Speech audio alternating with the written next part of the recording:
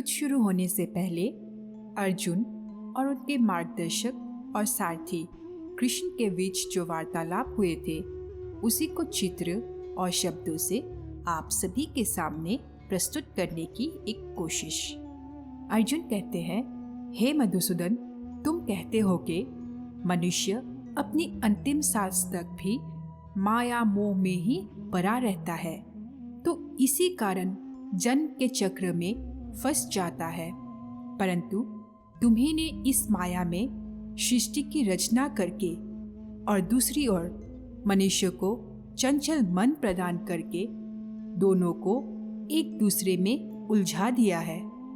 पद पद पर मनुष्य को बहकने के लिए अनगिनत आकर्षण पैदा किए। मनुष्य इसी के जाल में उलझा रहता है।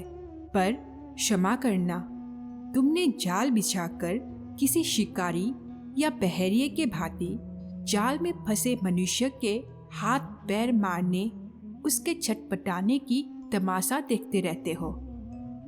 कृष्ण कहते हैं, नहीं अर्जुन, मैं तमाशा नहीं देखता, बल्कि अपनी माया की लीला देखता हूँ।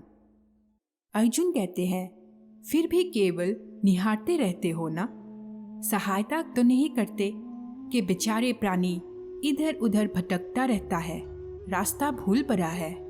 तुम्हारे मन में बेचारे मनुष्य की सहायता करने का विचार कभी नहीं आता कि आगे बढ़कर उसकी हाथ थाम लो, उसे ये सच्चा रास्ता दिखाओ। कृष्ण कहते हैं, बिल्कुल आता है और मैं मनुष्य की सहायता भी करता हूँ। अर्जुन कहते हैं, परंतु कब कब करते हो उनकी सहायता? मैं तो देख रहा हूँ कि तुमने कर्म का विधान बना दिया है, जन्म मरण के चक्र चला दिया है और इस चक्रव्यूह में मनुष्य को फंसा दिया है। ये तो कोई बात नहीं हुई, ये तो कोई सहायता नहीं हुई। कृष्ण कहते हैं, मैं सहायता अवश्य करता हूँ। अपने भक्त को मैं कभी बेसहारा नहीं छोड़ता, परंतु मनुष्य मेरी ओर देखे सहायता के लिए, मेरी ओर बढ़े तो मैं उसकी सहायता करूँ ना। परंतु वो मेरी ओर बढ़ने के बजाय अपने अहंकार में डूबा रहता है, अपने बाहुबल के घमंड में पड़ा रहता है। वो तो इस भ्रम में पड़ा रहता है कि संसार में उससे बढ़कर कोई नहीं है। वो तो केवल अपनी बुद्धि और अपने बल पर ही भरोसा करता है। अपने बाहुबल पर उसे अपने परमात्मा से भी अधिक विश्वास होता है। अर्जुन कहते हैं, अपने रास्ते से भटके हुए मनुष्य की सहायता के लिए आखिर तुम उससे क्या चाहते हो? क्या तुम्हें सोने चांदी की चढ़ावा चाहिए? क्या तुम्हें अपने भक्तों से स्वादिष्ट और पंच पकवान चाहते हो? कृष्ण कहते हैं, मैं मनुष्य से एक श्रद्धा के अतिरिक्त कुछ नहीं चाहता, कुछ नहीं मांगता। वो मेरे प्रति बड़े बड़े चढ़ावा ना चढ़ाए। सोने, चांदी, घी, चंदन और पकवान के चढ़ावे मुझे नहीं चाहिए।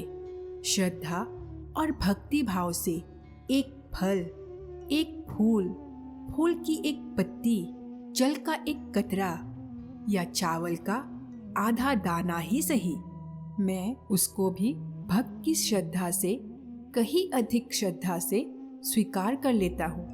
इतना भी ना हो सके तो श्रद्धा या भक्ति का एक आंसू ही सही, मैं उसे भी कबूल कर लेता हूँ।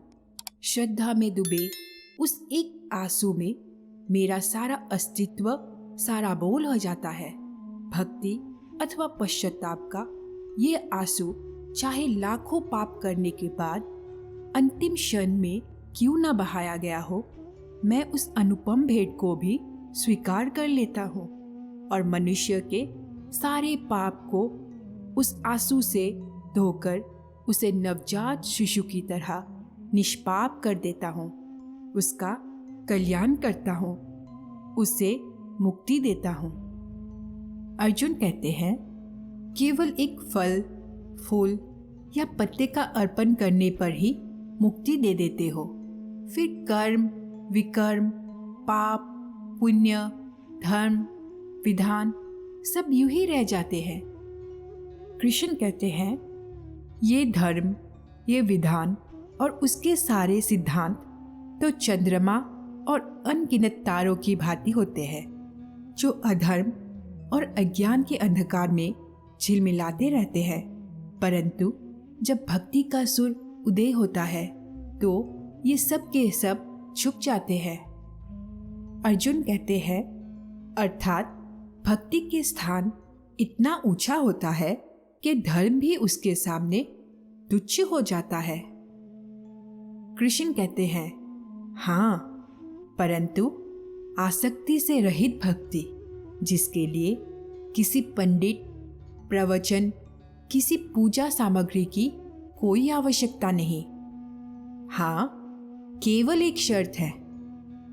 अर्जुन कहते हैं, वो शर्त क्या है मधुसूदन?